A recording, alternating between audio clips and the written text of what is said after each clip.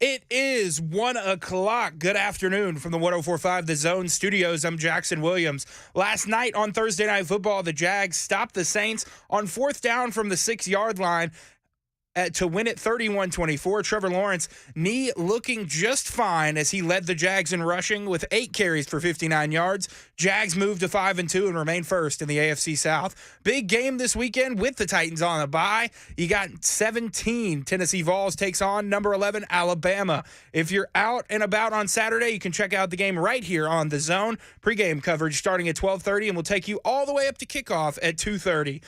Around the NFL, Panthers wide receiver Terrace Marshall Jr. has received permission to seek a trade. Carolina has discussed the matter with agent Vince Taylor as the player seeks a more prominent role. He's welcome back if no trade is found.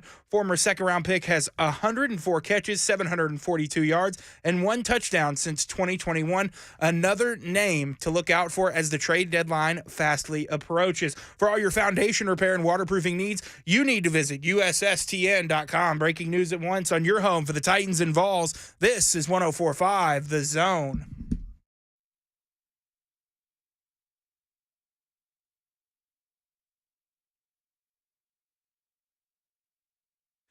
Let's do this. It's Friday. Blaine and Mickey, 104.5 The Zone. Moonshine, Marc, Mariani, back for round 2.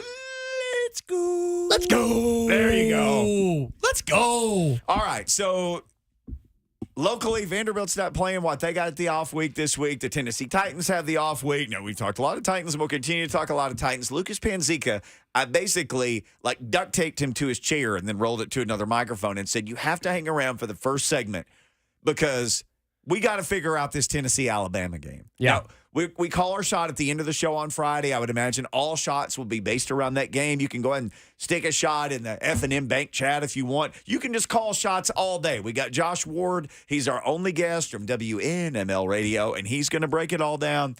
But here's the thing. We're going to talk Titans today for sure because we got a former Titan here. But we got to figure out this Tennessee-Alabama game. And who better than Lucas Panzica, who is a VFL, and he's been talking about it today, and I heard you taking phone calls. And you and I came in, and I'm like, look, man, I got all these notes. I listen to everybody's podcast this week. I listen to everybody, like the Just the Alabama podcast, where it's funny because they all say we, and none of them play. Or typically you don't say we. You would say the Tide or Alabama. Like if you're Marc Mariani and you're talking about the Titans, you can say we. That's a we for you. You're a we. You are a Titan. But I do bleed two-tone blue. You are a we, though. I mean, you played for the Titans. So I listened to the Homer Alabama podcast. I listened to all the Tennessee podcasts. Then I got into Cousin Shane and my man SEC Mike. And it's funny. Nobody really knows what to make of this. And even the normally strong opinion guys don't have the strongest opinions about this. And what I can tell from the Alabama side is, well, it's at home. And I know last year was last year, but we just win this game. We won it for how many years in a row, and last year was a fluke, and we're going to find a way to win because we're winning ugly, but we're Alabama, and we're just going to win. For the Tennessee side, it's like, look, man, Alabama looks as gettable as they've looked in a long, long time. But then you're like, okay, quarterback play. Well, one's probably not running it as well as his fan base had hoped. The other one's not passing it as well as his fan base had hoped.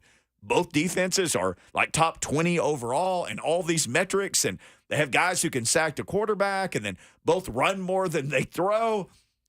It's not quite two Spider-Mans pointing at each other because they do things differently, but they're arriving at similar results. Gentlemen. Wow. As we really start good. this Friday show. That was but outstanding. I didn't say anything. That was like a monologue for your That's what my head is, though. I'm just talking myself into a circle. And it's like, how is Alabama an 8.5-point favorite?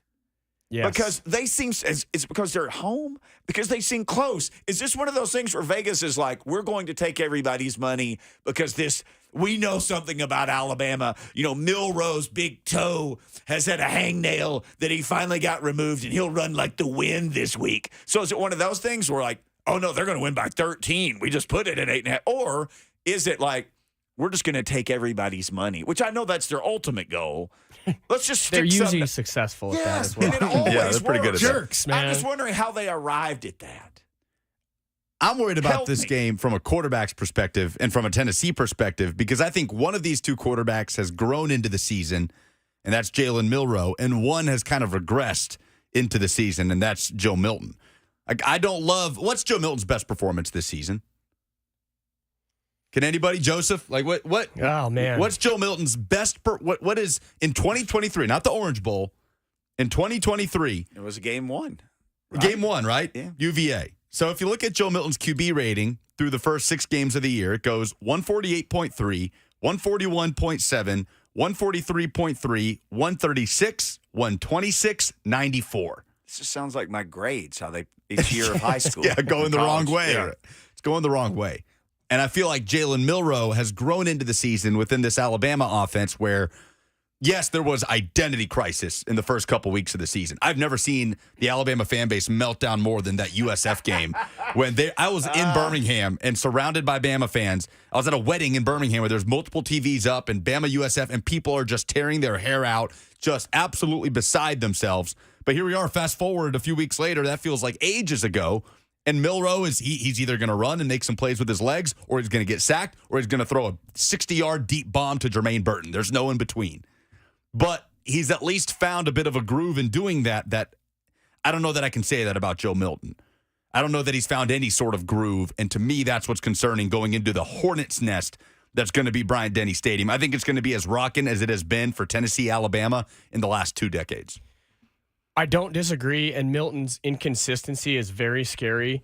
But on the flip side of that, I think we always talk about this offense and Josh Heupel as this air raid, this passing attack, and all this stuff. They run the football. They're 6th in the nation in rushing. So at least Joe Milton has that to lean on every single time they step on the football field. Like, he doesn't have to go throw it 35 times and complete 30 passes and throw for 280 or whatever. These guys run the football. They run it often, and they run it really efficiently.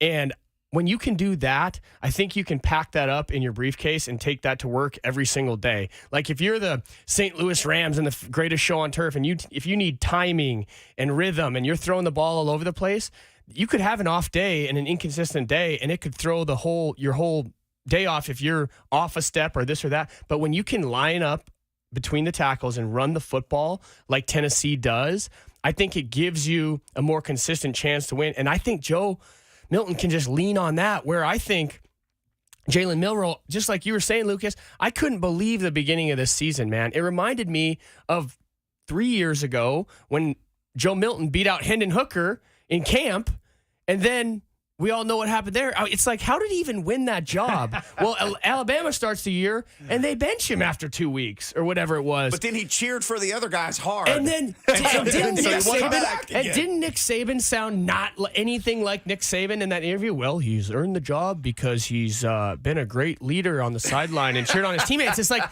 that's not why you put your starting quarterback on the field, is because he's being a good teammate. It didn't seem. But yeah. I guess where I'm going with this is, I believe that this game is going to be really ugly. I think there's going to be a lot of defensive struggle. I think everybody talks about Tennessee's offense, and nobody's talking about their defense, at least what I've heard. And I think they're extremely underrated. I mean, they have, like you said, Mickey, they can get after the quarterback. They can get TFLs and sacks, and they're turning people over. They've only given up, I looked it up today, they've only given up 1 passing touchdown against SEC opponents. And if that tells you anything, that's not easy to do. They shut down Spencer Rattler. So I think it's going to be a defensive struggle, and I believe if we can limit the big play, dude. I say we. Look at me saying we. See, I'm on the Tennessee, baby. I'm on the Tennessee bandwagon, you guys. Just in case anybody didn't know. Look, fans can say we. Hey, fans can say we. Fans are we. Yeah. I'm saying if you're on a show, that's where I get. Well, it. I'm on it. Well, anyway, it doesn't matter. My point is where Jalen Milroe kills is when you're stuffing him, and then all of a sudden they pop that big play, and they hit you with it, and then all of a sudden I felt like they did it to Ole Miss. They did it last week to Arkansas. Right when you thought Arkansas was going to take control of that game, the big play hits, and it's wide open. But my point is if we can make these guys earn, Yeah, lean in, baby. Dude, hey, listen. If the Vols can make them earn every yard, if you make them have a 12, 14 play drives and make them convert third downs and all that stuff and make it hard on them, I don't think Alabama's offense can sustain that. I'm shocked that this line is 8.5. I think it's going to be a lot closer than that. They've had trouble pulling away too. I mean, what was it, 24-6 against Arkansas in the second quarter, third quarter, where you thought, okay, all right, see ya. And then next thing you know, it's a 3-point game in the fourth quarter, and Arkansas's got the football, and Bama ends up getting it back and running out the clock and winning. But they have had trouble pulling away. So if that's any incentive to bet Tennessee to cover in this game, I think that would be one. Uh-oh, he's taking issue with something I've said. Michael, what's up? Gentlemen, happy weekend's eve to you. I enjoy listening to you guys every day. You're just wonderful people, and you do such a great job of entertaining us and make us think. I just wanted to kind of take issue with the concept of we or they or whatever. I think the true fans, take ownership of the team, and I think that is the prayer that every pro team has, every college team has, that they have the kind of fans who feel like they're part of the community and feel like they have ownership in what happens. I mean, especially, how the home games go, I mean, a lot of times, the home teams will feed off that, the home fans. And I just think it's right to say we, because we are, I mean, the people that show up in the fans with the journeys and everything, they're fantasizing about being out there. Oh, Michael, if you missed what I said, I think fans should say we all the time. I'm talking about broadcasters. Oh, okay. No, I'm all about okay. Fans are the Oh, we. yeah, I got you. Okay, well, I missed that. I'm kind of slow. So. I was with you on that one, Mike. Friday. I've had a hard week, so there you go. Well, hang in there, Michael. We appreciate you checking in, man, for sure. And can I say real quick about what he said about the fans? I think this Alabama fan base is going to be as ready for this game as they have been for any game in the last. Nick Saban specifically said for one game. Pleading, imploring. For one game. Just one game, guys. In an appearance, I'm asking you for one game to be as loud as you can to try to disrupt this offense because of how quickly they run plays. But there's an entire generation of Alabama fans learning what it is to hate Tennessee again. Whether they moved from New Jersey and they didn't care about that team in orange that we beat up on every year, right? Or if their parents hated Tennessee because they lost to them in the 90s, but it didn't impact them, right? Their parents from the 90s. Sorry to do that. But I do think that there will be a refreshed energy in Bryant-Denny Stadium, and it'll be more hostile than anything Tennessee's walked into in Tuscaloosa for quite some time. Well, again, this is why I faded Alabama early in the season and have paid dearly for that mistake. You've mentioned this a couple times. Yeah, but it's because Nick Saban's tone, dude. This is not what we've seen from him in the past. He's pleading with the crowd. He's talking about guys, sitting on the sideline cheering on teammates. He's talking about, all these soft, fuzzy, cozy, feely things. And I've just never heard that from Nick Saban, dude. He's talking about, I just thought the tone had changed. You got no more Bryce Young. You got no more, Jahmyr Gibbs. And you got a bunch of new guys who, it seemed like they were going to got this year, and they just keep swinging, dude. And as much as I want to continue to fade him, and I will continue to fade him, especially this week, it's scary. It's still that A on the helmet. It's still the big juggernaut. And if you want to be the champs, you got to beat the champs, man. And there's still that big brother who we got to go in there and knock him down again. But it just seems like the tone has changed. When has Nick Saban pleaded with fans to be there and be loud? He usually doesn't, meddle with that kind of stuff. Or he just calls them out. Right. Yeah. He's done it. He's just like, you're just going to leave in the third quarter. Exactly. Go to your fraternity house. Yeah, he's done it before, and that fans would leave in the third because they're up by 4 scores. He's not using magic words like please and thank you coming in. It's not like that. I've just not heard that from him. And so it feels different. And, man, I don't, we talked about this on Wednesday, Mickey, is my negativity and pessimistic attitude toward the Titans. For some reason, I feel the exact opposite this week about the Tennessee Vols, man. I don't know what it is. I'm feeling good. I like the way we match up. You're fading out, which you literally started the other day with I don't feel good about the Titans. And why do I keep fading Alabama? Yeah, well, I keep asking myself that. The betting sites love it when I continue to do that. The money's going the opposite way. But I'm telling you, the more I look at these numbers, and I'm doing the same thing you're doing all week, is trying to figure this out. The more I look at it, the more I'm just feeling like I like this matchup. And the biggest scary part is being in Tuscaloosa, obviously. But other than that, man, I like this defense. It's a lot of points in a defensive game. If you don't think, what's it down to 48 or something? 48 the over-under? Yes. Let me check. It was Alabama 8.5 point spread. 47.5. 47.5. So 47.5. And it went down, to your point. It's gone down all week. It was 48.5 at one point. That's the number that I saw. And you think in that small of a space that big of a separation of 8+ points? That's right. Again, what is Vegas doing to us? What are they doing? Those mathematicians over there in Nevada. Those Todd Furmans out in the desert, what are they doing? All right, we got to go.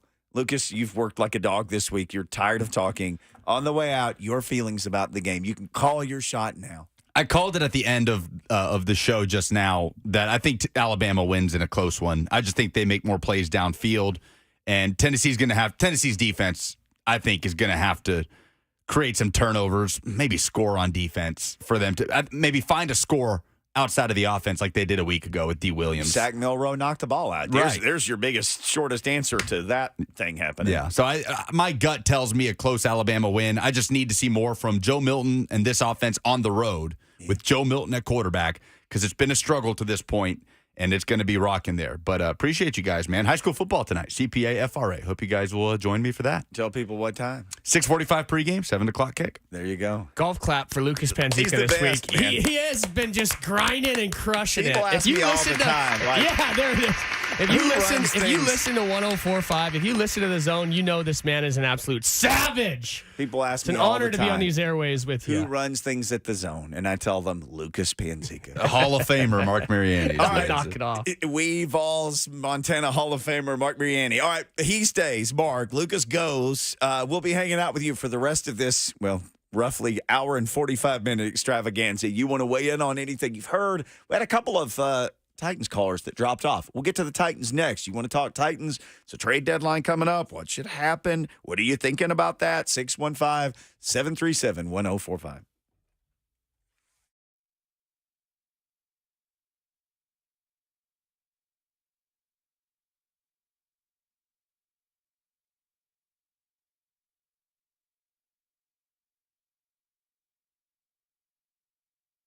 Just because summer's over, that doesn't necessarily mean your to-do list is. The Cool Ray team is here to help, and they'll waive the service fee if your visit requires a repair. So you having a plumbing problem that's popped up out of nowhere? Their plumbing team has you covered. Have an electrical issue you've been putting off? The electrical team at Cool Ray can be there for you as well. And of course, if you have an HVAC unit that's starting to struggle, they can repair that, all while waiving the service fee. And you can still save up to $1,250 on brand new Timstar home comfort systems. Plus, they boost a 10-year parts and labor warranty on new Timstar home comfort systems. So schedule your next visit online at coolray.com. No phone call, no wait, no worries. You pick the date and time that works for you. That's coolray.com.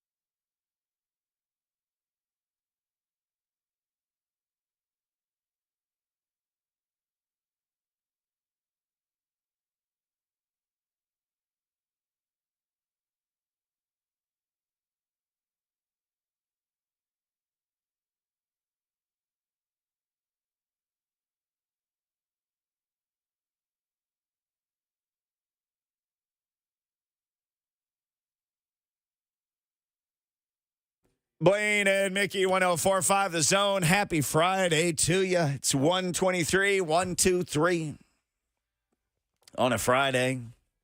What are we listening to here? Is this Blackberry Smoke? This is. Okay. You are the man. I like that kind of action there, boss man. All right.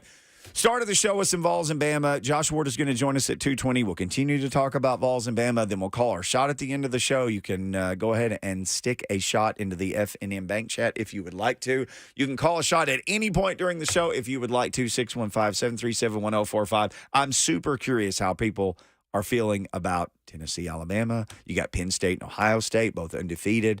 I think that's going to be interesting. I think it's in the morning. Didn't you tell me, Joseph? Noon. Yeah, it's a noon kick, 11 a.m. our time.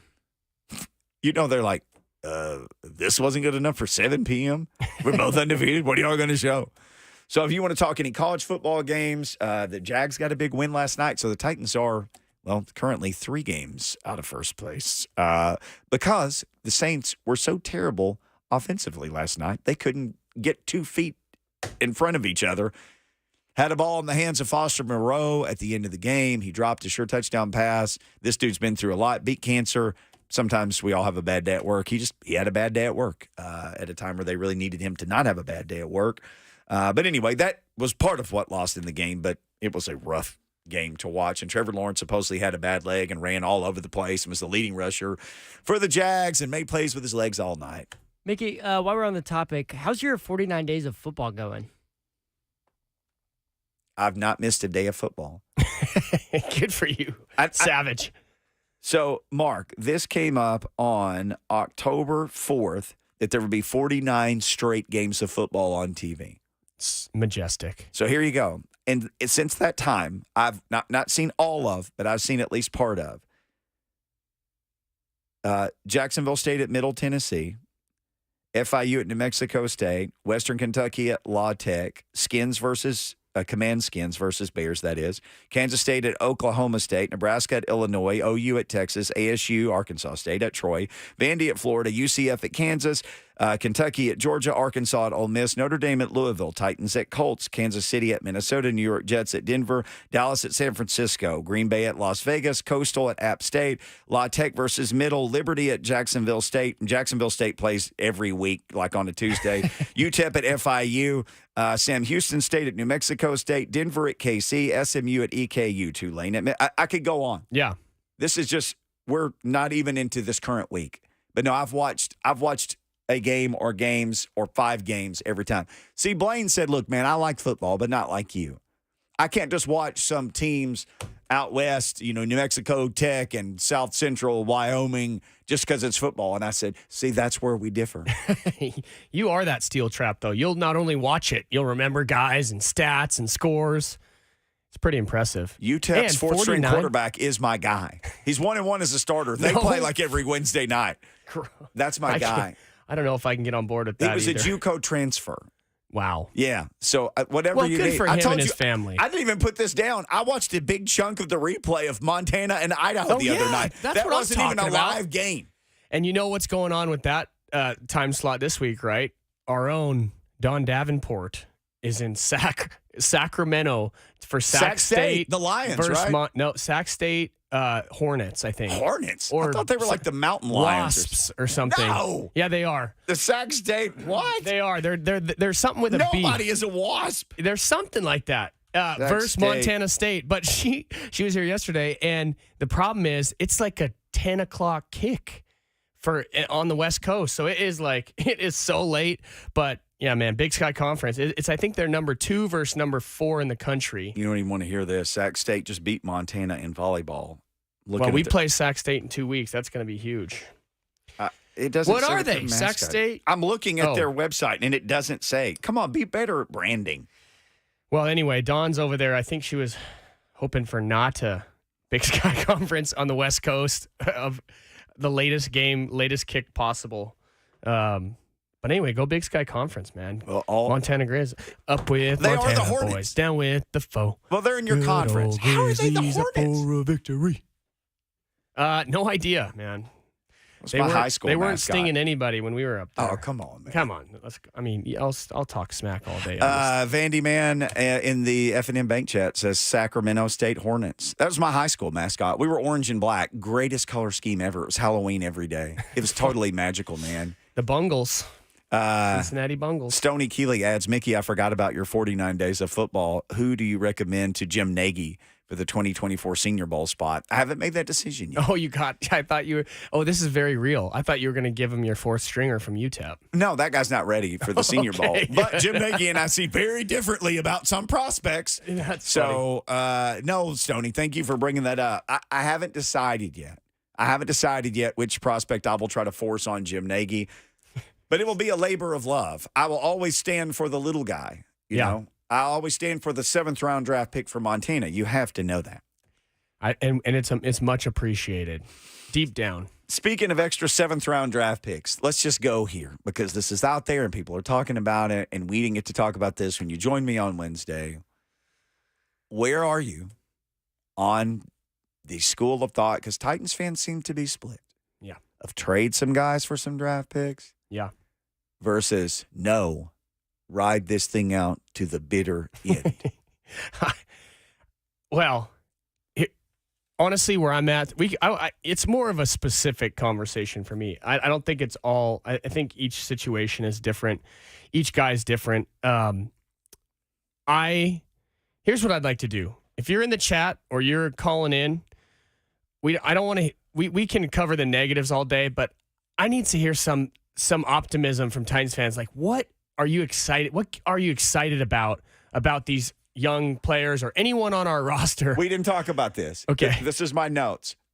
What do the Titans do well? Let's have an exercise to make Marc feel better. I need it. Okay. Listen, it's Friday afternoon. Everybody knows it's almost happy hour for the old Montana boy, so that's going to make me feel better. But if you have anything you're excited about, and I'm not really talking about I'm talking about the future and what we have in the cupboard. And I go there because we made a commitment a few years back and signed number 22 Derrick Henry, and we said, hey, we're going to build around you. And we did none of the such. We did none of the sort. Okay. We didn't invest in our O-line. No. We didn't build this run game in the physical manner. And now we have this offensive line that's got a lot of room to improve. Let's just put it that way. So here's where I'm at on the Derrick Henry conversation. Personally, every year I bet on him to be the MVP. Okay? Because I love this dude. Secondly, he needs to be a Hall of Famer. He needs a few more good years, and he needs to be a Hall of Famer. And I believe, unfortunately, that they're not getting it done here. So I think both sides of this thing, if there's a team that's willing to give the right number and give, the right compensation for Derrick Henry, and it's a contender, I'd be stoked if I was him. If they're going to use him correctly and build around him the way he should be, I'd be stoked to see him get us a chance to do that, because the way we're using him is just not right. And I see it from an offensive coordinator's perspective too. Especially on the bye week when we've ad nauseum had gotten to talk about the Tennessee Titans and where we're at, everything. Most people are on the same page of when Tyjae Spears is in the game, you feel like our offense is a little more dynamic. We're not as a little bit more unpredictable. Marc, he's one of the few mismatch advantage guys they have. Yeah, and so offensive playmaking. But think about that from an offensive coordinator's perspective, right. Of Tim Kelly's perspective. Maybe Derrick Henry's not the guy. Maybe that's not what Tim Kelly's offense does best, is ramming it down your throat with 2-2. And maybe that's part of the conversation of we're not using this guy correctly. And so do I want to blow it up? In some aspects, yes, but let's talk about it individually. Do I want to see Kevin Byard in a new uniform? No, I don't. But how does Ryan Carthon feel about Kevin Byard's performance? Well, he asked him to take a pay cut before the year started. Okay, so who else is on the block? You have, who else? Harold Landry, we talked about this, coming off an ACL, starting to make plays, finally. I love seeing that. He made a huge play in the game this week against the Ravens on the goal line, and a couple other ones as well. But you have Danico Autry, might not be a Titan next year. Yeah. Right? He's in the last year of his deal. Yeah, last year of his deal. Tierra Tart might not be a Titan. Some people next say year. Fulton. He's in the last Christian year of his Fulton. deal. And so this is why I need in the chat. Well, dang it. We're going down this road again of negativity. But yeah, you look at this and you got a guy named Jeff Simmons who is a pillar on this defense. And you can build literally anything around this dude. And you know what? We talked about his interview as a captain of this football team. He was, without naming names, he was calling people out. Mm-hmm. And I love to see that. But as a whole, I do think that Rand Carthon is a new blood in here. And I think we should get into this with the quarterback conversation as well. But we have a new blood in the front office, right? And a lot of these guys aren't his guys. And so he doesn't have any commitment to a lot of these guys. And only the ones that were drafted or signed this year. That's right. And he's doing things his way. Yeah. And so you look at some of these guys who have been on the team prior. I don't think D-Hop is moving anywhere, unfortunately for him. If he is getting frustrated, he's staying. But then you look at our quarterback situation. Tana thrills up after this year too. Yeah. And you go, well, if somebody's willing to give proper compensation for that, I think the phone lines need to be wide open in the GM office for all these guys. Do I want to tank? There's no tanking with grown men inside of the locker room. But we need to listen to all this. And for Derek's sake, I want to see him in a gold jacket. And if we're not going to get him there, I'd like to see someone make it, pave that road for him. Sure. Here's some positivity for you. Looking at the future. Rand Carthon, you said you want to see him get to work. Estimated cap space, this is off of sporttrack.com, for next year, for 2024. Over $80 million for the Titans. That's right. Let him play with it. Yeah. I mean, obviously, you're going to have some decisions to make with Henry and Autry and Byard at the end of this year, but, even in the next couple of weeks. But that $80 million, that should make every Titans fan at least a little bit giddy that a new GM is going to get in here and get to build his team with a substantial amount of money. He came into this year, they didn't have that much room to play. I think, what would they have before they signed DeAndre Hopkins? It was less than 15. Yeah, it was whittled down to almost They nothing. were balling on a budget. It was very, very, very, very thin. And they went and signed DeAndre Hopkins with that. But $80 million for Rand Carthon, that should make everybody happy for 2024. Yeah, that's a great point. And I think it's spot on. But again, we're talking about next year, and that's the hard part. And that's the hard part for Titans fans. And again, to that point, a lot of these guys are not Rand's guys. And we talked about this, Mickey, on Wednesday as well, but a lot of the time as Titans fans, we could always lean on what? Hey, at least we're in the AFC South where everybody's going to be 500 and we can go win this division and maybe get in the tournament. And once we're in the tournament, we've already beaten the Chargers and the Bengals, two contenders, in my opinion, two really good football teams. So maybe we can make some noise. But at the end of the day, especially because of last night, because our boy went got the ball off his fingertips, the Jaguars are pulling away from us, man. And I don't know if we can just rest on the AFC South, being able to be contenders in the AFC South anymore. So I don't want to see this team go 5-5 and draft at number 19 again. Or excuse me, go 500 and draft at number 19 again. Maybe it's time. And I think Rand's the guy to shake it up. But again, more negativity. The guys that we need to see developing in year two, we haven't seen it. Mickey, we still haven't seen it. Why is Traylon Burks hurt again? How is this happening? Well, Chig isn't even hurt. And Where's Chig? Where's Chig? Yeah. Where's Chig? And these guys are second-year players that need to develop. So now you got guys in the building that have great, very high ceilings. I mean, I'm as high as you can get on Traylon Burks, man. I love this kid. And when he's on the field, our offense is different, man.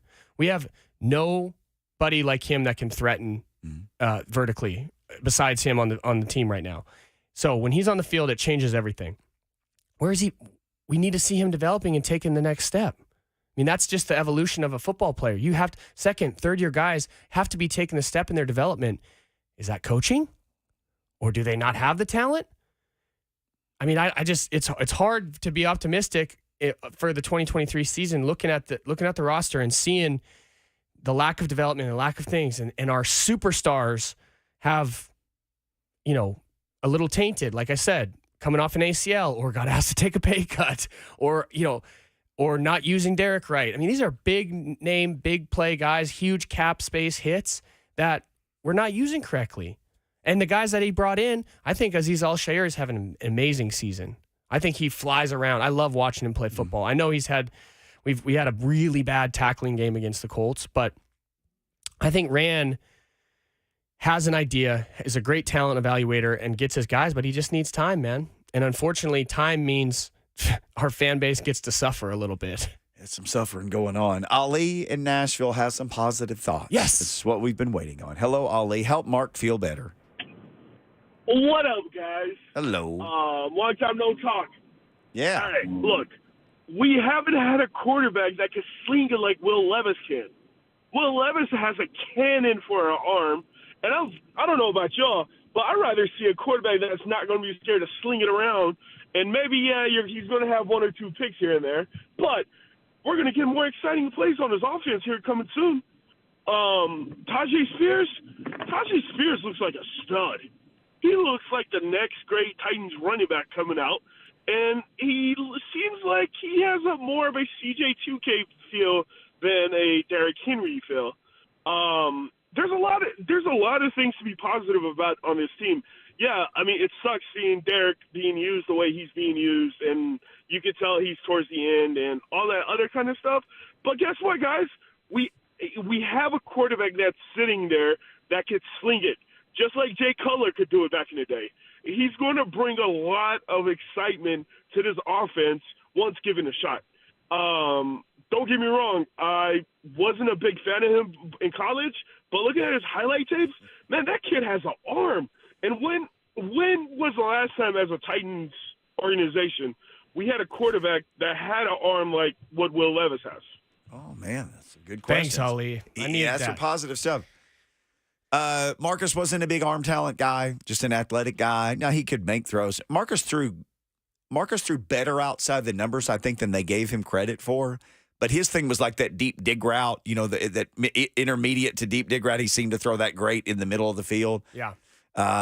Tannehill has a nice arm, but it's not Levis's arm. Well, and the other thing about Tannehill, and I'll stand on this, I'll die on this mountain.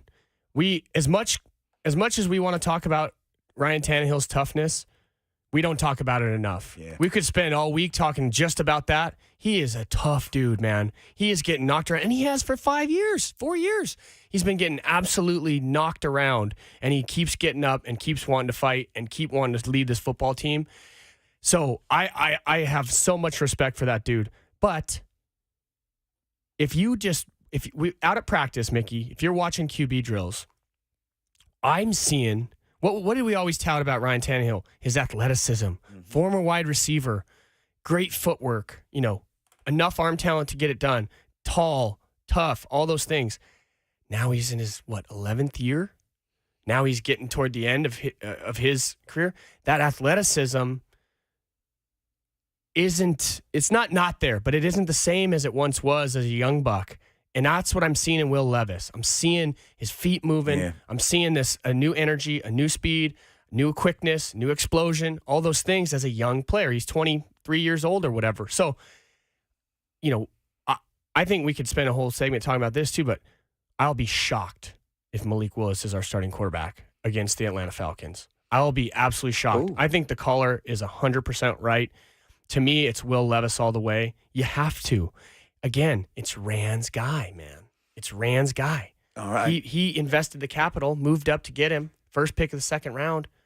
If we don't see him, where's the evaluation there? What are we missing in camp? So we got to get to the break. Speaking of Rand, we got to run to the break. So Greg Cosell on 3HL, right, was asked about the development of Malik Willis. What did he say about Malik Willis? Because a lot of people are kind of split on which quarterback they would want to get the next shot if Tannehill can't go. What did Greg Cosell say? We'll hear that next.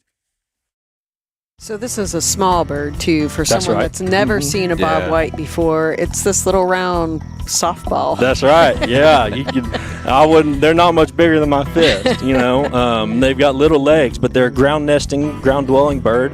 If they never have to fly in their life, they wouldn't, right? They just do that to get away from hawks and owls for the most part, or hunters. What they need is largely herbaceous plant communities, right? So they need wildflowers. They need a small proportion of grasses. I don't need vast grasslands, right? I need stuff that most people would call weeds. Those are providing good brood cover, good nesting cover, a lot of insects, right? That's what chicks need to develop early. Bridgestone Firestone is a quail focus It or is. focal area. So tell us a little bit why. Yeah, it's largely because there are very few places that have wild quail in the state of Tennessee anymore. And there's dozens of different factors that lead into that, right? Everybody wants to jump right to predators, but it's a habitat issue, right? Mm-hmm. It's a landscape change, whether we're talking about development or whether we're talking about fire not being on the landscape anymore, or fields and young forests progressing into closed canopy forest, right? So the farm, just by nature of it being an open landscape that's been maintained that way, has held on to some birds. And compared to most other places in the state, we're one of the very few. On top of that, the potential for growing that population, it's higher here than just about anywhere else.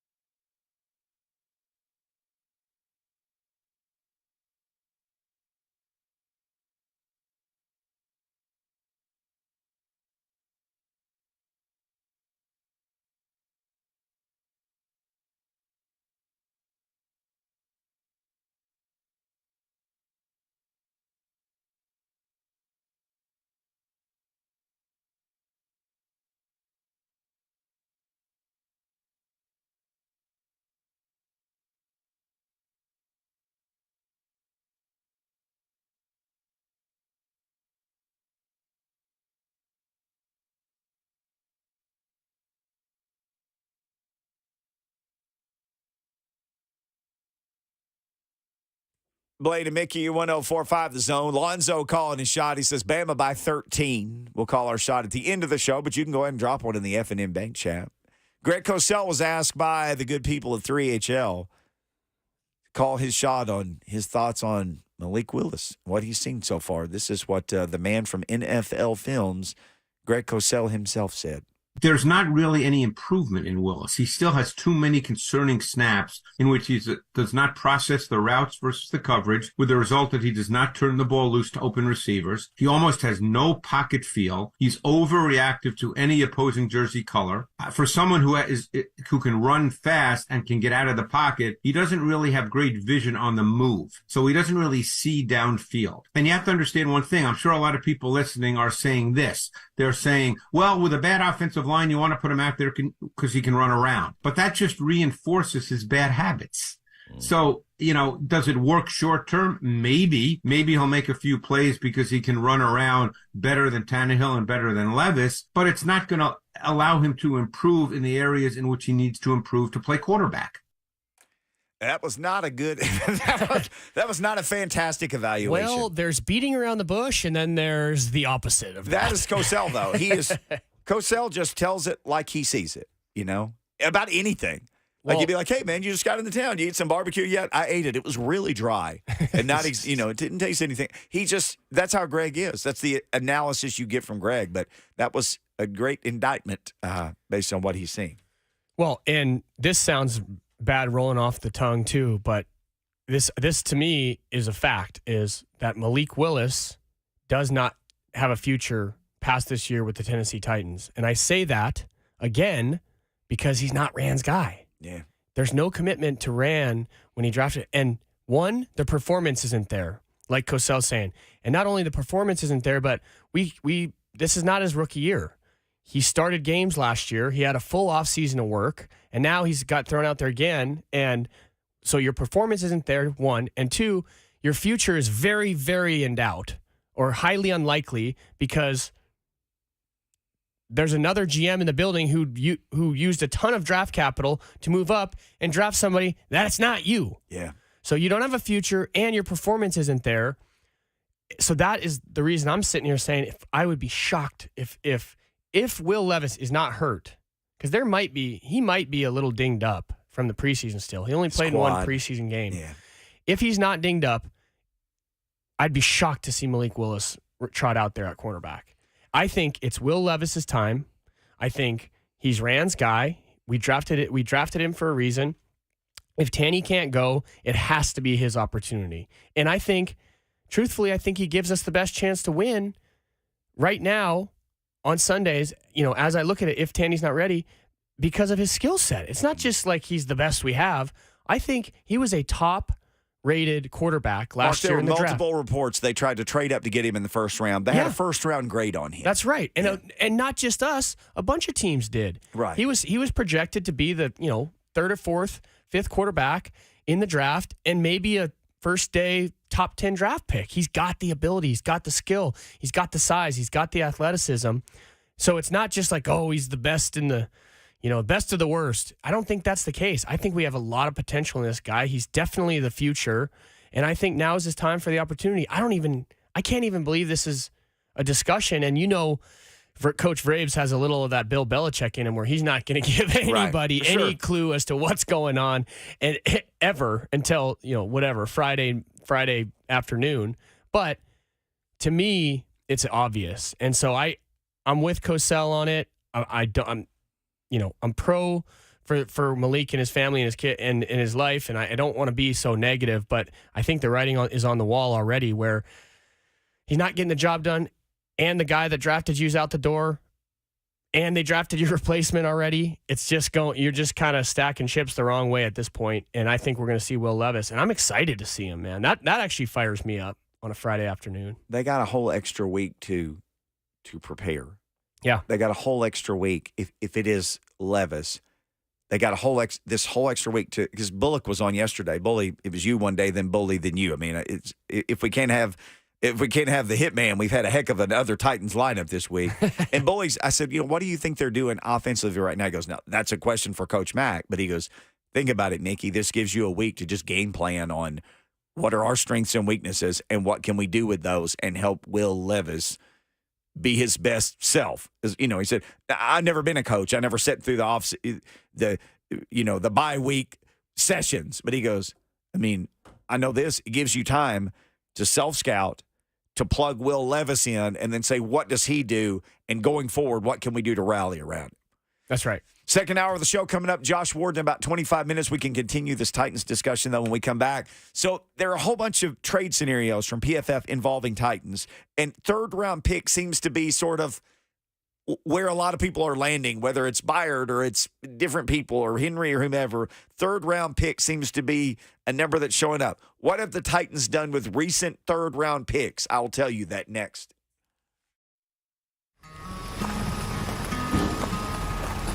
"40 years ago, we opened our doors with one mission in mind. We'll be right back with the top 10 songs of 1983. To sell quality American-made vehicles at a fair price. You have arrived. And we've loved every minute of the ride. Celebrating 40 years of Two Rivers Ford.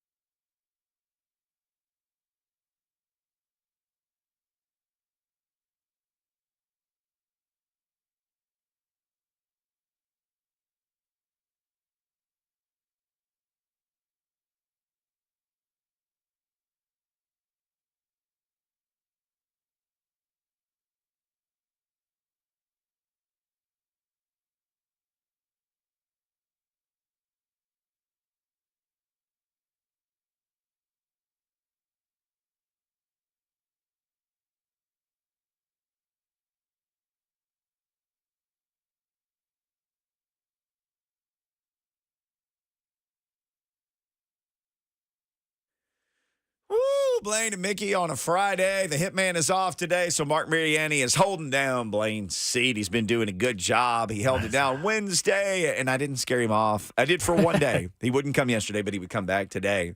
So a bunch of you are in your head, and F&M Bank Chat is full of people talking about the Titans and what comes next, and we ask for any kind of positive anything, and people have been listing positive things in the F&M Bank Chat. People have mentioned the Titans place-kicking situation, which is good. And Stoney Keeley mentioned Stoney mentioned Stonehouse. So they've got the best punter in the NFL. So there are some good things on special teams. Hey, you know what is awesome when you have the best punter in the NFL? When you can also cover the punts. Well, if you have the best punter in the NFL and you're scared of your coverage unit, then it isn't a weapon having the best punter in the league. But I can almost guarantee you that coverage team is going to get called out and they're going to come out fired up. And I just the way Vrabel's mentality is, I can almost guarantee you they're going to say, we are not going to stop kicking this ball. We are going to kick the ball 60 yards, and we are going to cover these guys. And he's going to challenge that coverage unit. Because, again, another rough play, putting the defense in a bad situation. We gave up a 60-whatever-yard return in London. Actually, that's the second one this year, or third. No, they've given up a bunch of returns. Stonehouse had the one game where he kerned it. He kept kicking it and angling people out of bounds. Yeah. And then he seemed to kind of find his way back to, no, like they told you, just kick it as high and as far as you can. It's our job to cover it, and they didn't cover it again. Well, I think they're going to be challenged in this off week because that'll be a self scout. Like I said, I mean, if there's a positive that I don't have to dig that deep for, it's our defense, man. I think our defense will keep us in a lot of football games. I think our D line has a bunch of hungry playmakers. They just have to stop giving up big plays. That's been their kryptonite is X plays. They've given up 9 in the last 2 games. I don't disagree with you, except for I look at the game against the Baltimore Ravens specifically because obviously we got gashed by the Colts. I mean, I don't even know what that performance was, so let's throw that outlier out there because the rest of the season, I think we were leading the league in rushing defense, weren't we, going into Indianapolis? Believe so, yeah. Yeah, and then we got gashed. Anyway. And gave up another 139 last week. But we gave up 24 points.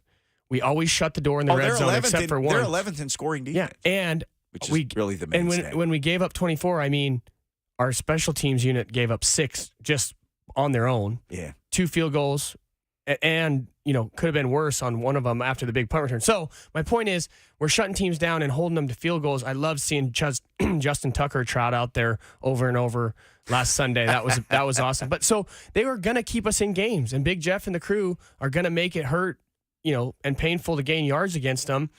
And so that is a positive, and I do feel good about that. It's just when it bleeds over to the special teams and when their defense continues to get put in bad situations over and over, it just wears on you. It just wears on you. When the time of possession is so lopsided, it just wears on a defense, and you can't sustain that. But they're going to keep us in games, and they got a bunch of dogs over there who are fighting and nasty.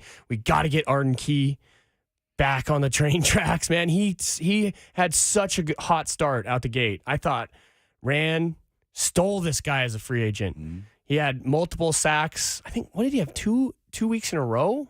He had a bunch of pressures and a couple sacks, making plays, and I thought, man, opposite of Harold Landry, this dude, this is going to be a nasty tag team. And then we haven't really heard from Arden Key in the last couple weeks. No, it's been kind of quiet for both of those guys, yeah. Yeah, but our defense, and I think we have 2 of the best playmaking safeties out there. But where did our ball hawk Kevin Byard go? He doesn't have a pick this year. We need to force some more turn. I mean,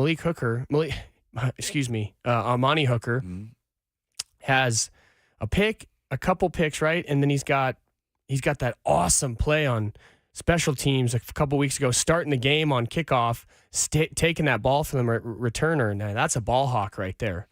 So there's some really positives we could talk about on defense. Here we go. The tide's turning. They need to hawk some more balls. We're getting some positive momentum up in this place. Let's go. Taking a U-turn from that, which was your theme on Wednesday, you wanted to feel better. Then the last hour you wanted to feel better. So people did list some things. If it's not time to feel better and it is time to trade, PFF has listed several proposed trades, none actually that involve Derrick Henry, although there's an NFL.com article that Basically, the only thing it says about the Titans is trade Derrick Henry. But here you go. PFF. D-Hop to Kansas City for a third. They have Byard as a possibility to Philly for a third. Then they have Christian Fulton as a possible trade to Pittsburgh for a fifth. But third is the number that keeps coming up. And I don't know if I told you this, but I got curious. I looked up, ESPN had charted every trade that happened in 2022 on or around the trade deadline date. And it was a bunch of fifths, sixths, sevenths, conditional sixths, 1/5 and 1/7, and a used bag of kicking tees, a half a bottle of Gatorade, and a fifth.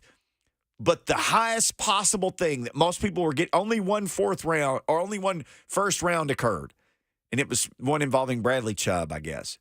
Everybody else, like third was about the highest you could top out. So if that's the best case scenario is to get a third for some of these people with expiring contracts, I thought, what if the Titans done in the third round? 2023 third round pick was Tajay Spears. That's a player you can build around. Cha-ching. That's a good one. 2022 NPF and Malik Willis. They were both third round picks. NPF, possibly a building block. Malik Willis, the jury's still kind of out on both of them, to be honest. I like NPF. I think he's going to be fine. He needed to shake off the rust. It's hard to not play snaps for a month and jump back in. I think he's going to be fine. He's going to solidify whichever spot they put him at, honestly, but I like his ceiling. I think he's got a good future ahead of him. Well, he's a starter. Even if he's a serviceable starter on the offensive line, you're like, okay, good enough. That's right. 2021, Monty Rice. I looked up. Do you know how many defensive snaps Monty Rice has played this year? No, not zero. For the whole season. Not many.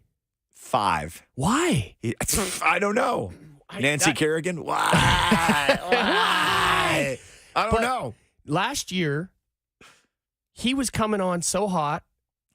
I thought he was going to be the next Stephen Tulloch or somebody like that. When they got Azeez Al-Shire, I thought him and Monty Rice are going to bleep some stuff up. Yeah. And he's played 5 snaps. Now, he's played all the special team snaps, like 100% of them. Wow, yeah, yep. Literally, his Pro Football Reference page says he's played 100% of the special team snaps. Wow. He's played 5 on defense. So that's 2021.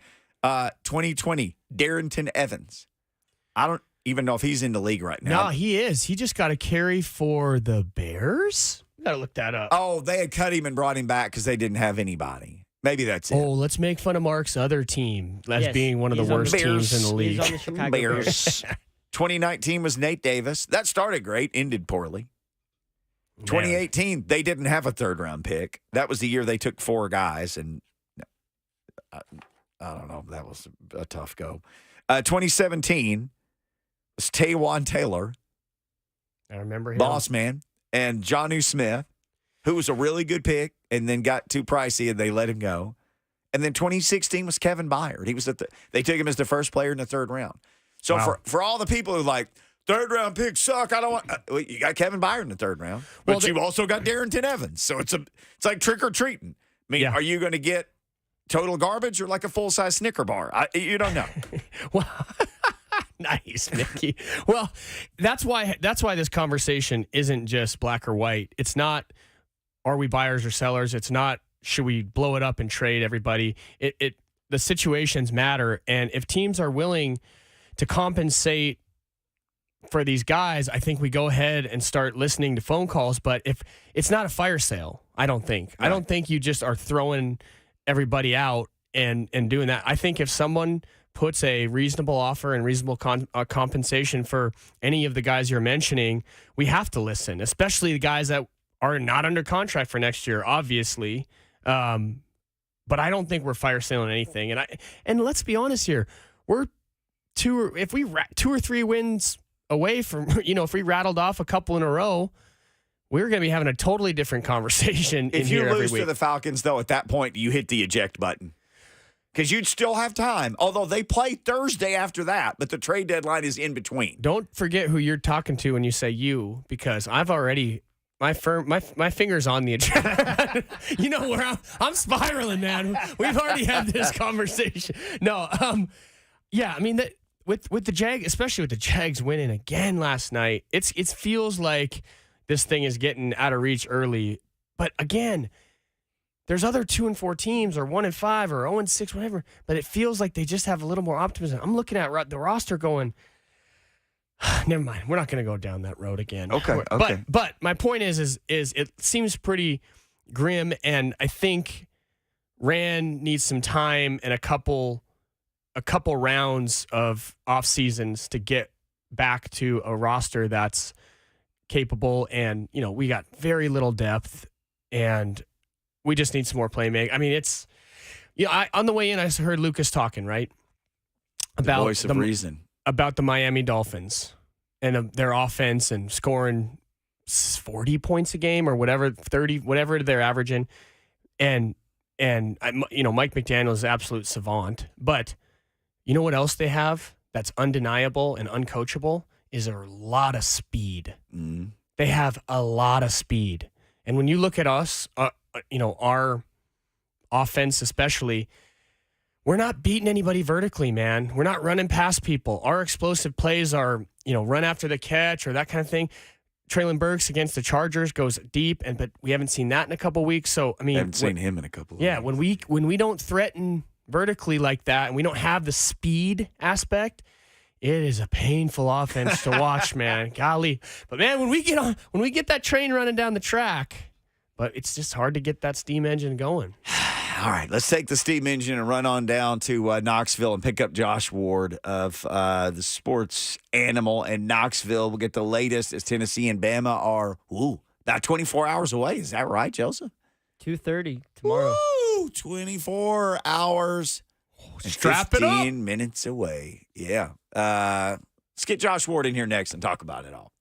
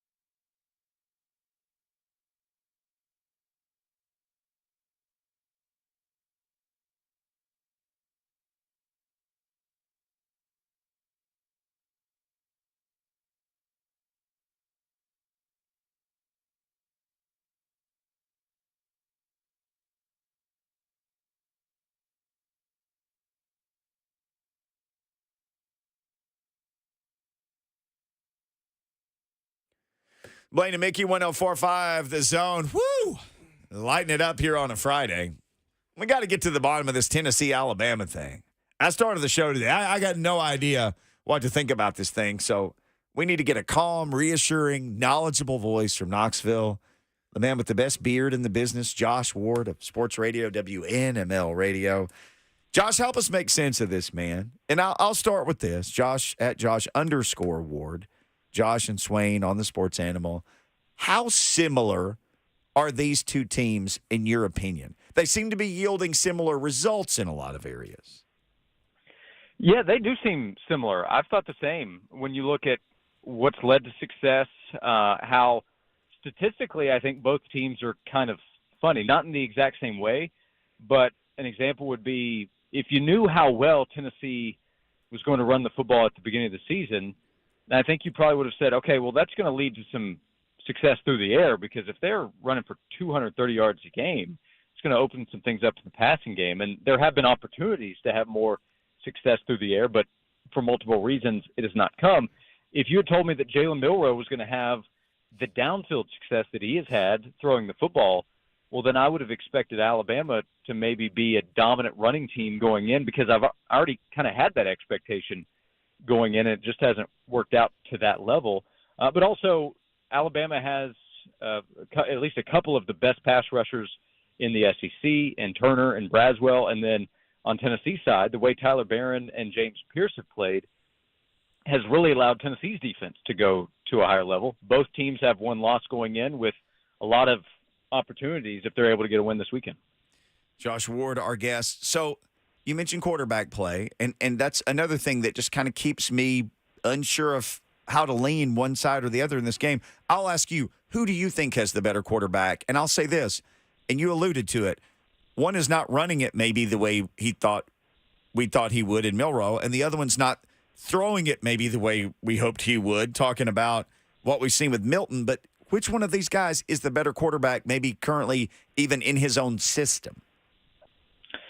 Yeah, like on Tennessee side, I've wondered this week, do we see Milroe find opportunities where he has to step up, try to escape pressure, and he finds some green to run? That's what Tennessee has to be aware of, I think, at least in this game. But based on what he's done, I would say Jalen Milroe to this point, he's been susceptible to mistakes that happened in the Texas game, and it was costly. But Joe's made mistakes as well on Tennessee's side, and he just going into the Texas A&M game with 2 weeks to prepare, I thought, okay, here's a chance for Milton in the passing attack to figure some things out, hit some plays in the air. I thought that's how they were going to have offensive success, and it ended up being Tennessee was able to run so well that it was enough for Tennessee along with the defense to win. But I haven't seen it from Joe to this point to find confidence in the passing game. He also hasn't gotten enough help from players at the receiver position or at times on the offensive line with some protection issues. But there's no denying that Joe has struggled with consistency throwing the football, and I would not have predicted at all that Tennessee would be as far down as it is with explosive pass plays. They've found some explosive plays in the run game, but downfield opportunities have been there. They have not been able to connect, and now they're about to go up against a team that can get after the quarterback, and they have some athletes that can make plays in the secondary. So this is a tough test for Joe to try to break out in the passing game. Josh, what is the recipe for a Vols victory tomorrow? What is critical for them to do or avoid if they want to get the W? You already hit on James Pierce and Tyler Barron getting after the quarterback, and Jalen Milroe's big plays. Like if you could draw out a game plan that they need to execute, what do the Vols need to do to get this done? Yeah, I think you kind of go with some old school keys here. Tennessee wants to run well. They don't have to go for 230, but we were talking on the show this week, what's the number you shoot for? In the 150 to 175 range. I think Tennessee is looking at least there, which is a big number, but this offense, after doing that against Texas A&M, should have confidence that it can run well. Getting Cooper Mays back has really helped them on the interior of the offensive line. So run well, slow down Alabama's rush attack, and then when we're talking about Tennessee's passing game and what they can do offensively, maybe they hit some big plays. Maybe they find success. They need to go for more than 100 pass yards, I would imagine, what Joe did last week. But to me, it is much about avoiding the mistakes, third and fourth down situations where they have an opportunity to pick up a first down, and whether it's a penalty or a bad decision, that keeps them from being able to extend the drive and make the most of an opportunity that, at least what we've seen to this point, the running game has been able to create. Turnovers is an obvious key. So I would say run the ball, slow down the run, try to take the ball away by creating pressure, and make sure you limit mistakes. Because if Tennessee makes mistakes, turning the ball over, a bunch of penalties on the road in Tuscaloosa, I don't see Tennessee getting out of there with a win. It's amazing how much things change in a year.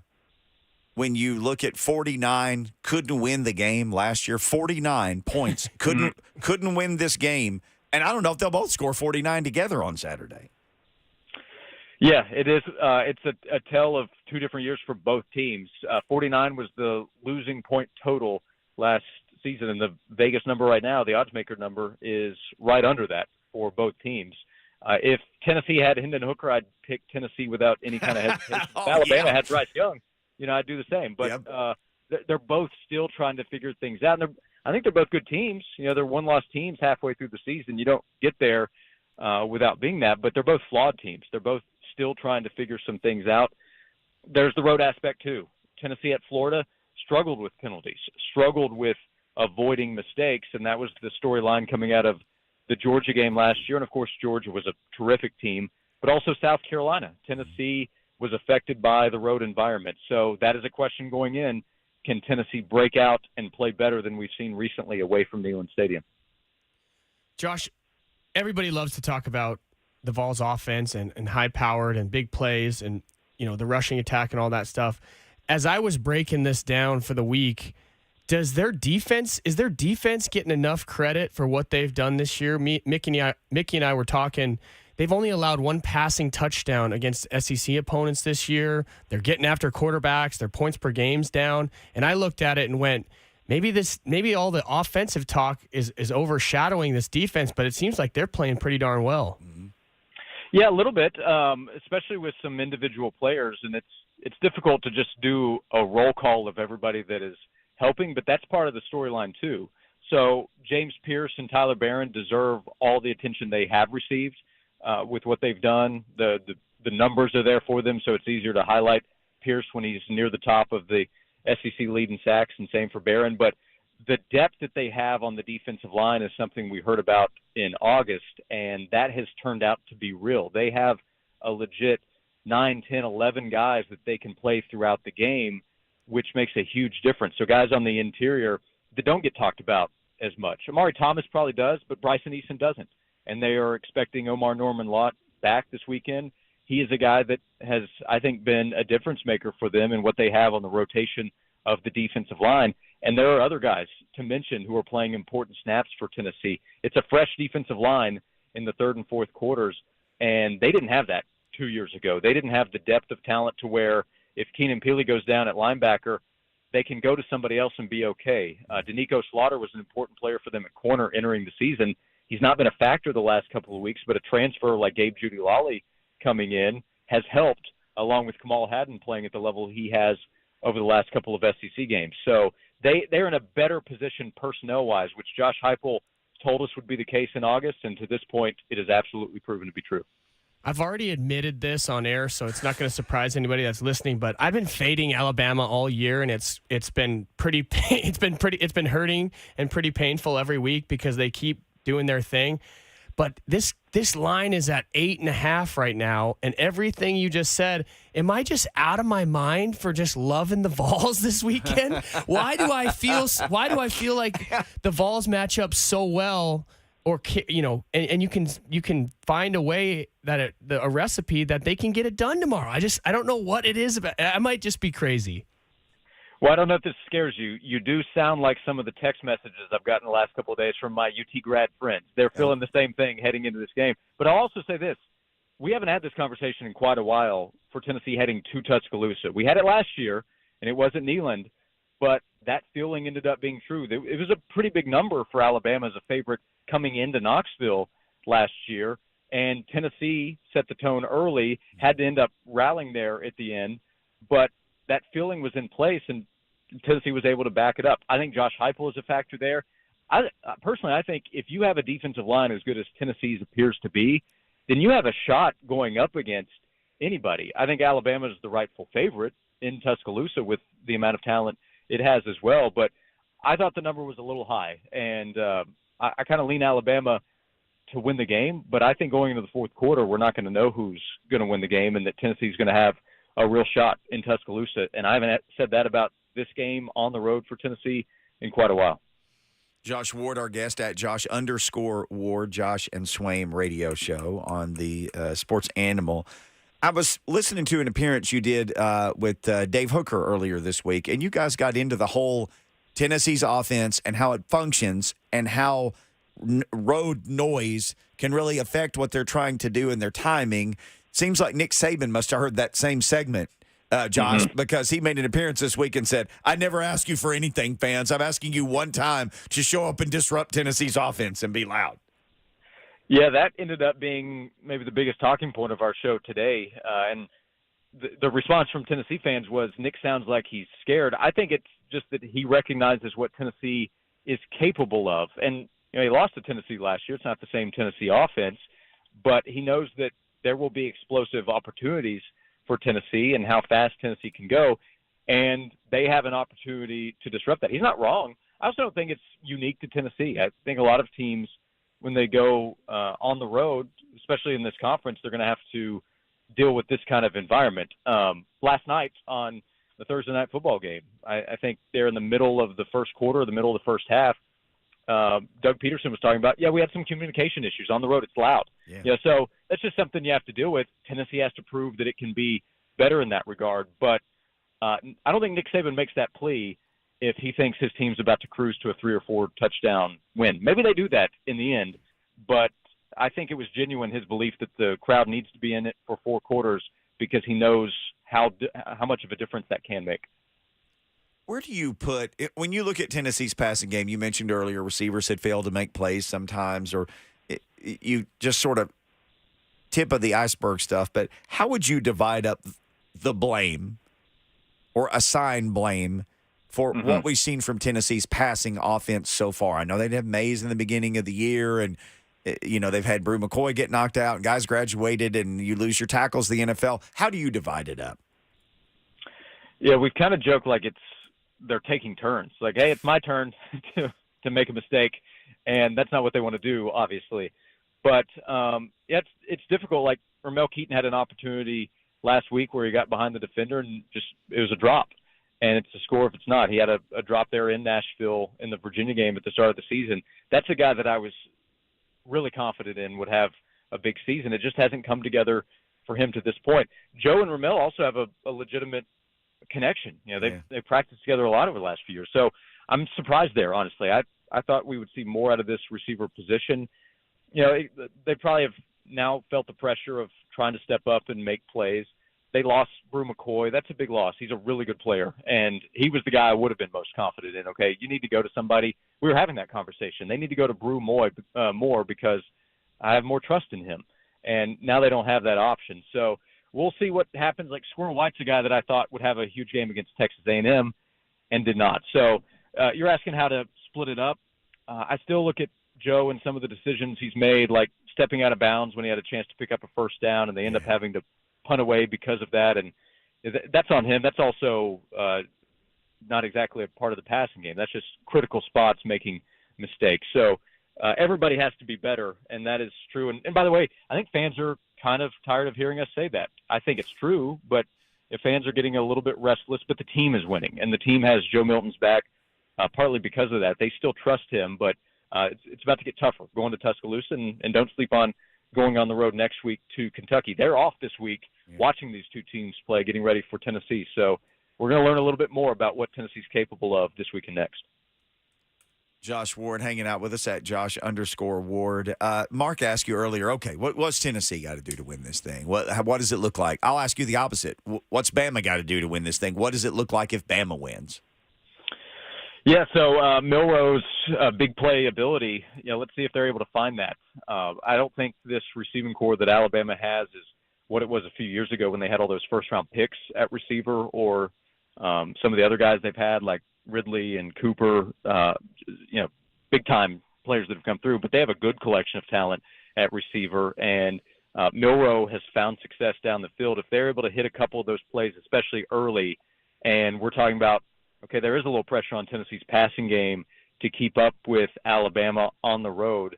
That's tough. It's historically been difficult for Josh Heupel's teams to catch back up if they're down 2 scores, and that's when they had more passing success, because even when they were throwing the ball well, Josh Heupel is always going to run the football. If Bama on defense is able to slow down Tennessee's rushing attack and they're able to hit big plays, get up early, and really put pressure on Tennessee's offense to have a lot of success, that's going to be tough for Tennessee. So forcing mistakes and taking advantage of mistakes, I imagine, is a big priority for Alabama in this game.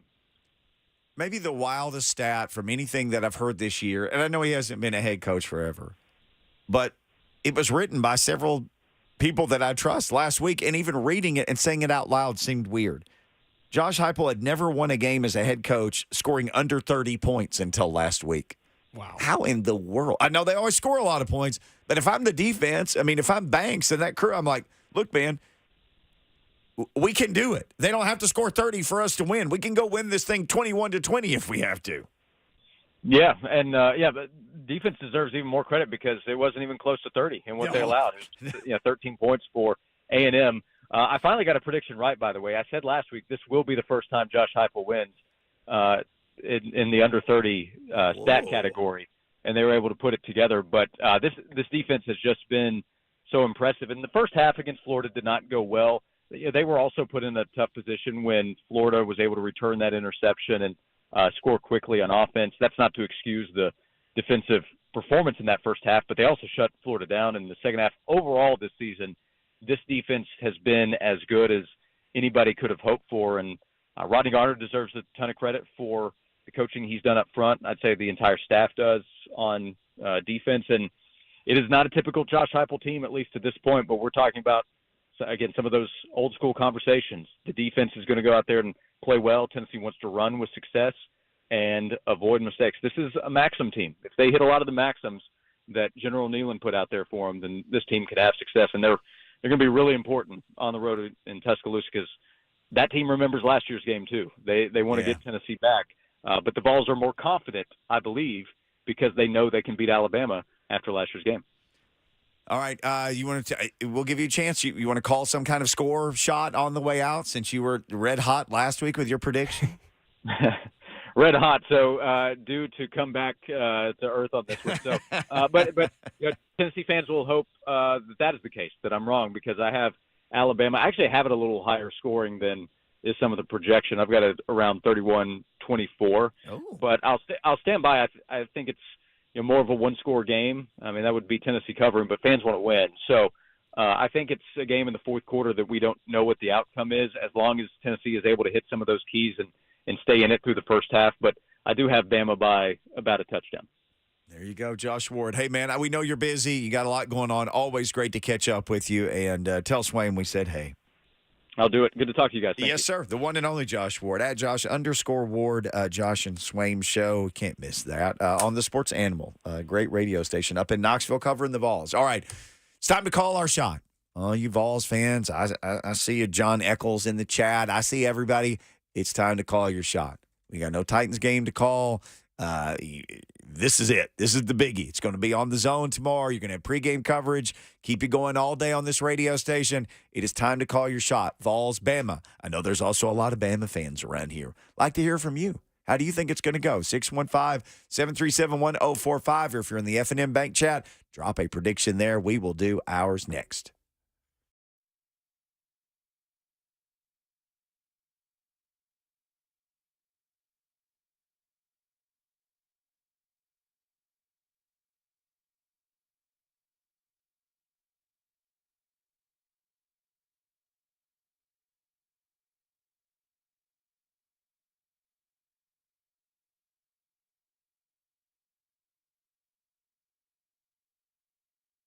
Stinky, stinky, stinky. Is that what it was like the last time you were at an auto repair shop?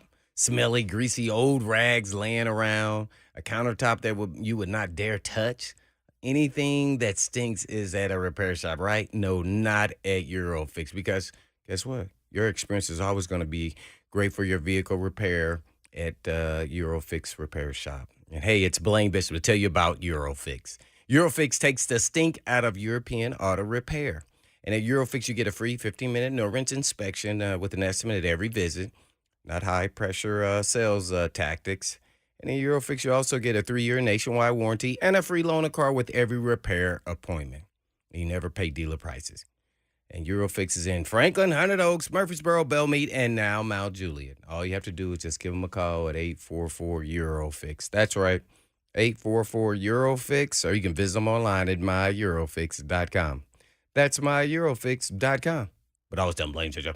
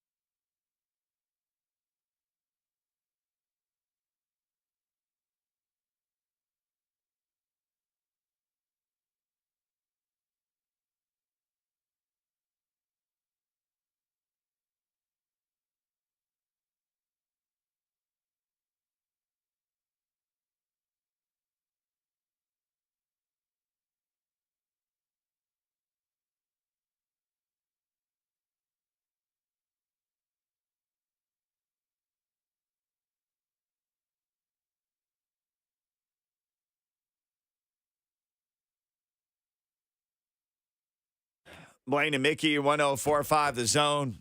Yeah, shot. It's time to call some. The perfect lineup this football season: Chattanooga Whiskey 91, Cask 111, and 99 Rye available at your local retailer. Chattanooga Whiskey giving us this possibility to call shots every weekend. We appreciate them. Maybe you'll enjoy some Chattanooga Whiskey responsibly this weekend. Maybe Buffalo will enjoy some, but Buffalo will lead us off. 615-737-1045. Calling a shot. What you got, Buffalo? I'm going to go with Nashville SC beating the crap out of the New York Red Bull. What kind of a name is a New York Red Bull? Come on. We're going to go 3-1. Honey's going to get a couple. It might be Zimmerman get one. And then that's the last game of the season. Then we got one playoff game we get to watch at Geodis Park. Y'all tighten up. Thank you, sir. Buffalo going a little off track there with Nashville SC. That'll make Lucas Panzica happy. Man, it's perfect weather for anything to go down in this town this weekend. T.N. Berg says Bama, since it's at home. John Holmes says 24-21 UT squeaks out a win. Eric says, my shot as an Ohio State fan, I think PSU beats OSU. Michigan beats PSU. OSU beats Michigan. I want this to happen so badly just to screw up the college football committee.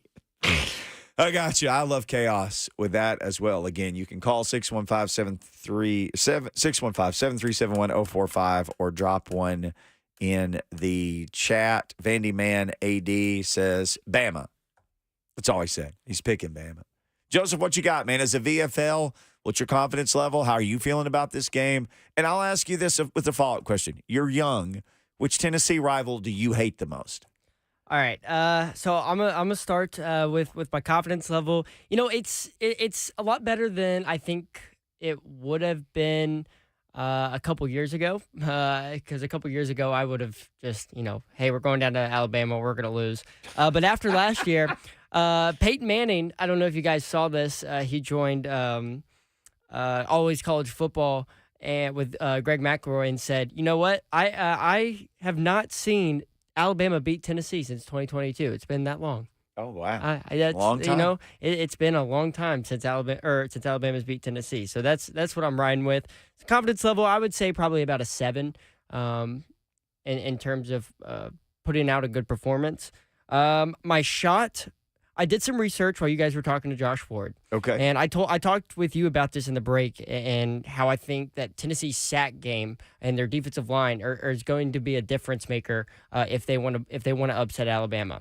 Alabama in 7 games this season has given up 4 more sacks in 6 of those games. Mm-hmm. They've given up 5 or more sacks in 4 of those games, and they've given up 6 sacks once, 5 sacks 3 times. Tennessee is averaging 4 sacks a game.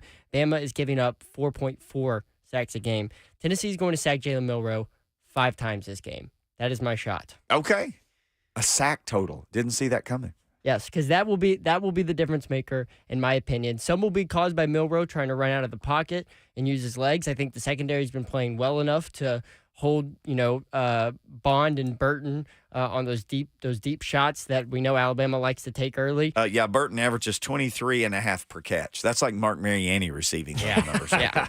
And I think, that Tennessee line is going to eat up that Alabama offensive line, and they're going to pressure Milroe. They're going to affect him. They're going to make him lose or use his legs, and he's going to have to beat Tennessee with his legs if he's going to beat him, because I don't think they'll let him get a lot of time to throw. All right, we got to get to Mark, but really quickly, just a one-word answer. Which Tennessee opponent, rival, do you hate the most as a young person? Florida, because we can't beat them in the swamp. Okay, Florida. All right, Marc Mariani, have you ever played a game against the Gators in the swamp? Did Montana ever venture down there? No, we didn't, and we would have given them the business, though. The Montana Grizz, let's go! Southernmost college football game you ever played?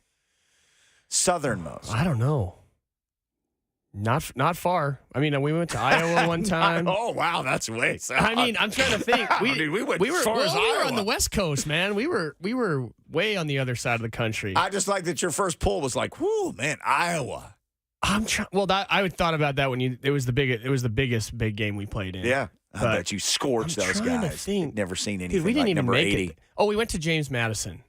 But that's not South. That's just way east. No, I don't. People consider that in the South, but it's okay. Well, here's my shot. I'm going to go away from the Vols and Bama game, and I'll just say this. What are we even doing here? Okay. The future is now. It will be Will Levis trotting the Tennessee Titans out on the field next Sunday against the Atlanta Falcons. And that is a bona fide, guaranteed fact that the future is now. Will Levis starts at quarterback for the Tennessee Titans a week from Sunday. Against the Atlanta, Tennessee Falcons?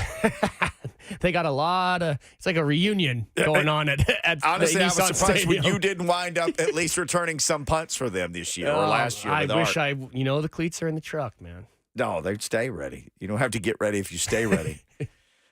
Tennessee, I'm looking at FanDuel. Tennessee, it's 8.5 on FanDuel. I saw somebody say in the chat they saw 9.5 somewhere. It started at 9.5, I think. 47.5 over under. Again, this feels like either it is going to be a rock fight or Vegas is tricking us, and it's going to be like 38-35, and, it'll be really, really close, and they'll score a lot of points, and it'll be exciting. And I have to take Tennessee in that many points. I have to. No, that's not a call your shot. That's dude. not okay. Hey, listen, Tennessee to win. Tennessee then. How about to that? cover. I just should have given them 8.5, and they're going to cover. Okay, Tennessee to win. Oh, there he is, calling a shot on a Friday afternoon. This is your chance to get them there. This is your chance to get them. And you get 5 sacks. Maybe on one of those sacks, you strip a ball out, give yourself a short field. Milton, though, I'll tell you this, because the music's about to start playing. On offense, the Tide have 28 passes of 20-plus yards. Tennessee has 11.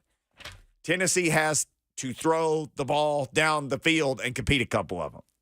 All right, there you go. Happen. You heard it here first, man. And they'll do it. But we got to go. 3HL, they're going to be fired up. They'll get you ready for Tennessee, Bama, and everything else that's going on. Mark, great job hanging out. Thank you, my brother. It's great to be here with you. Thanks for listening to my nonsense. Have a great weekend, everybody. But in the meantime, in between time, peace.